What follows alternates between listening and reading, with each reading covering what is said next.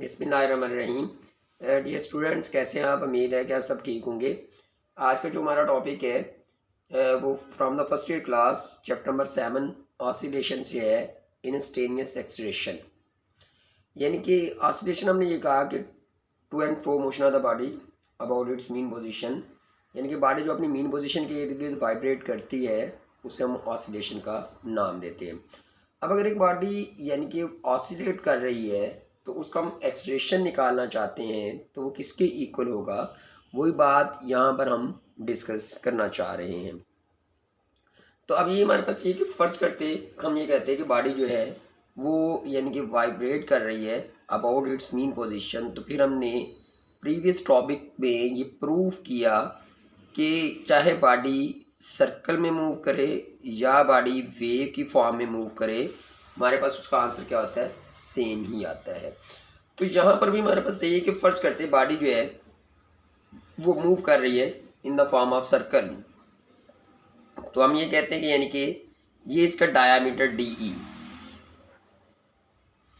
अब हम ये कहते हैं कि फ़र्ज़ करते हैं अगर बॉडी जो है वो किसी भी पॉइंट P पर वाइब्रेट कर रही है, मूव कर रही है, तो अब हमारे पास ये है कि ये कोई भी इसका एंगल थीटा यानी कि बनाते हुए ये O से P पॉइंट की तरफ जा रही है।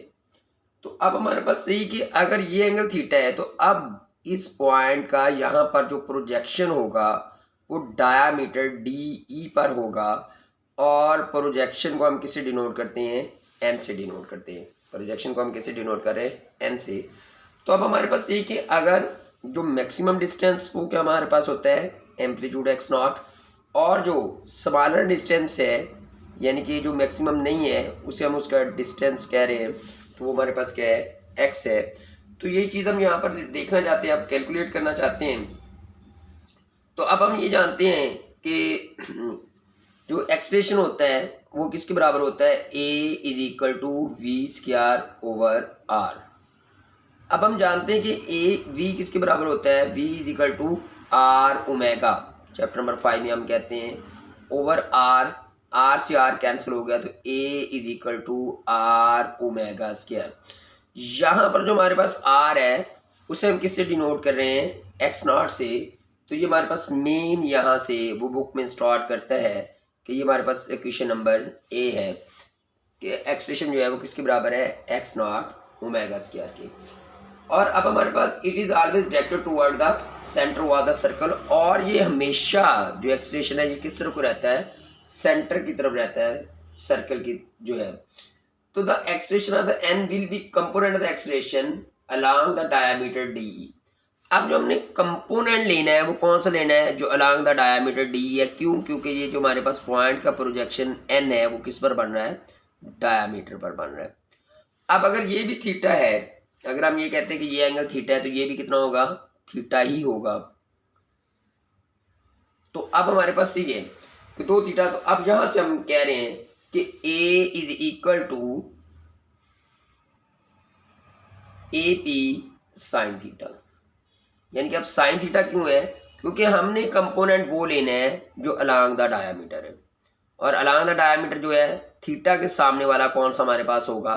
परपेंडिकुलर होगा, और परपेंडिकुलर हमारे पास क्या होता है? Sine theta. तो इसलिए हमने क्या कह दिया? A = AP sine theta.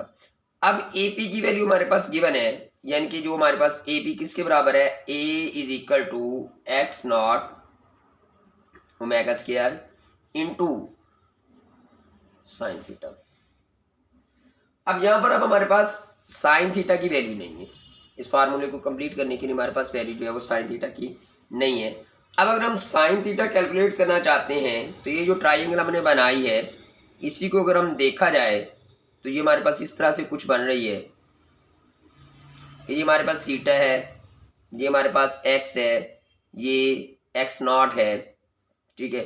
तो अब जो भी इसे नाम देना चाहते हैं, OPN का अगर हमने नाम दिया है OPN, तो अब यहाँ से हम किसकी वैल्यू निकालना चाह रहे हैं? साइन थीटा की अगर वैल्यू निकालना चाह रहे हैं तो साइन थीटा हमारे पास किसके बराबर होता है?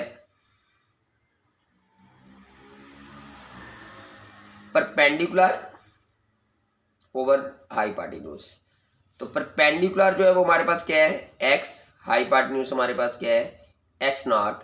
तो इसलिए हमारे पास ये क्या आ गया, यानी कि साइन थीटा क्या है, perpendicular over hypotenuse x over x naught. तो ये हमारे पास किसकी वैल्यू है, ये साइन थीटा की वैल्यू है। तो अब साइन थीटा की वैल्यू अगर यहाँ पर पुट करेंगे तो हमारे पास क्या आ जाएगा, ए इज इक्वल टू, अब अगर साइन थीटा की वैल्यू पुट करना चाहते हैं तो अब हमारे पास क्या आ जाएगा, A is equal to x not omega square into sine theta क्या हमारे पास, एक्स ओवर एक्स नॉट, यानी कि पुट द वैल्यू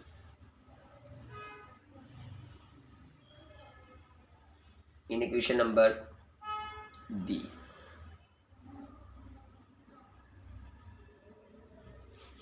तो अब एक्स नॉट से एक्स नॉट कैंसिल होगा तो A is equal to omega square x, तो ये हमारे पास उसकी इक्वेशन है।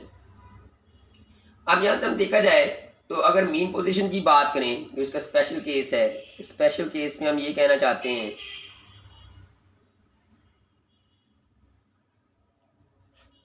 कि अब हमारे पास क्या, कि एट मीन पोजीशन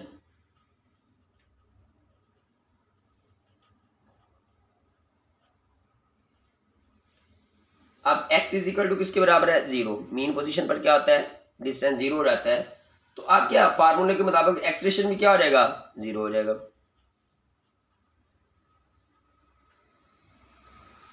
क्योंकि जब डिस्प्लेसमेंट जीरो हो जाएगा तो एक्सप्रेशन भी हमारे पास क्या हो जाएगा, जीरो हो जाएगा। लेकिन at extreme position, at extreme position जहां पर डिस्टेंस क्या हो जाता है, maximum x is equal to x naught, तो फिर हमारे पास एक्सप्रेशन जो है वो भी क्या हो जाएगा, वो हमारे पास यानी कि मैक्सिमम हो जाएगा, a is equal to omega square x naught. तो अब एक्सप्रेशन जो है वो हमेशा टुवर्ड्स द मीन पोजीशन रहता है, इसलिए हम इसके साथ कौन सा साइन यूज कर रहे हैं, नेगेटिव साइन यूज कर रहे हैं। यानी कि अब हमारे पास एक्सप्रेशन जो है वो direct toward the mean position है, एज एक्सप्रेशन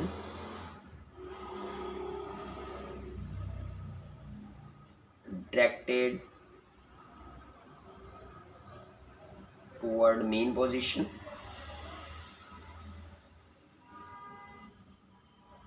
तो इसलिए हम क्या कह रहे हैं कि ये हमारे पास क्या है, a is equal to minus omega square x. Minus का मतलब ये है कि it is always directed toward its mean position. और इसके अलावा इसमें हम ये भी कहते हैं कि जो a है वो अपोजिट टू द x है, यानी कि direction of the taken as reference, यानी कि a is opposite to x as direction are the taken as a reference, so above equation can be written as, तो वही इसे हम अपोजिशन के मीनिंग में भी ले सकते हैं। तो अब यहाँ से यही कि this equation shows that expression that the directly proportional to the displacement and directed toward its mean position, कि expression directly proportional to displacement and is always directed toward its mean position। तो इसी फार्मूले से हम किसी भी body जो यानी कि मूव कर रही है सिंपल हार्मोनिक मोशन के थ्रू उसका हम एक्सप्रेशन कैलकुलेट कर सकते हैं। तो बड़ा उम्मीद है कि आपको ये बात समझ आ गई होगी। अभी कोई क्वेश्चन हो तो उसे कमेंट्स बॉक्स में ज़रूर लिखिएगा। अगर वीडियो अच्छी लगी हो तो इसे लाइक करें, इसे शेयर करें और इसे सब्सक्राइब करें। फिर नेक्स्ट वीडियो के साथ मिलेंगे, तब तक के लिए अपना ख्याल रखिएगा। Take care, वस्सलाम।